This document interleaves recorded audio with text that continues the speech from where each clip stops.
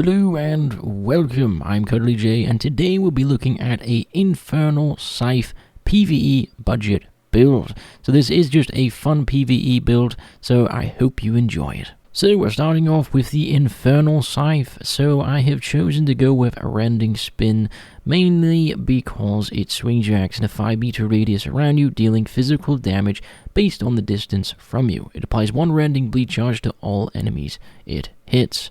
And then each rending bleed charge deals 75 physical damage over 6 seconds. It stacks up to 3 times. And then this part isn't as important in PvE, but, you know, it's alright to have. If the maximum amount of stacks is reached, the affected enemy's healing received is reduced by 12% for 5 seconds. Next, we went with Adrenaline Boost. This is a very nice buff. Basically, you release an Adrenaline Boost. It increases all your damage by 25%, your move speed by 40%, and your attack speed by 40% for 7 seconds. But you have to make sure you're auto-attacking, because if you don't deal direct damage from, for 3.5 seconds, the Adrenaline Boost will end early. Next, we have Bloody Reap. So this is actually quite a fun ability. I didn't think I would like the Scythe. I never used it before, and I just used it recently, and I really enjoy it. And Bloody Reap feels really good. So basically you press the button and you'll reap all the enemies in a 5-meter radius around you after 1 second. You'll deal 322 physical damage. Then a follow-up second swing will happen after 0.5 seconds, and it will deal physical damage to all enemies it hit based on their current health. So, yeah, it's a really fun ability, and it's like you press it once and you do 2 attacks in one. So it's really nice. It feels good as well. Then for our passive, we went with Life Leech. Every normal attack steals 15% of health the enemy has lost. I wanted some life, leech, so that's why I went with this one. If you want, you could do deep cuts. So for every 4 normal attacks, you inflict a bleed on the target enemy.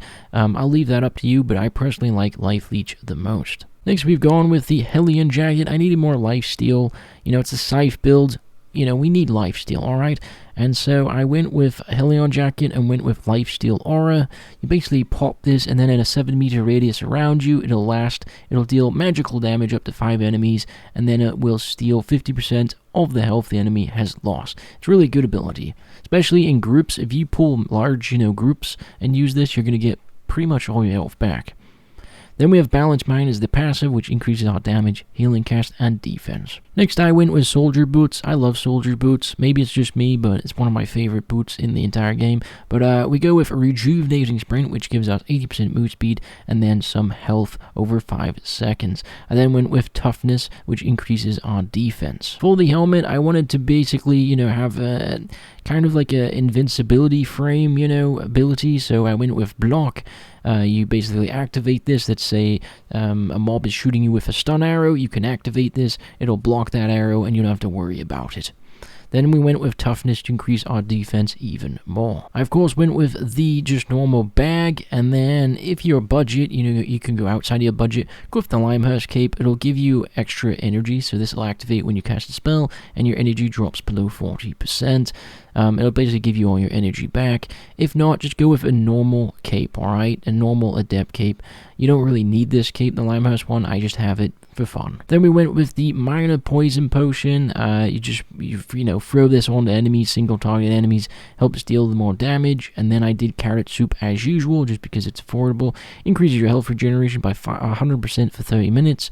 And basically in between your combat, you'll get all your health back. Overall, I hope you enjoyed this video. If you did, leave a like and subscribe. It helps my channel grow. And come check me out on Twitch. I don't stream Albion online, but I do stream other games. But if you do drop in, it'll be nice to see you. Anyway, I'll see you in another video. Bye-bye!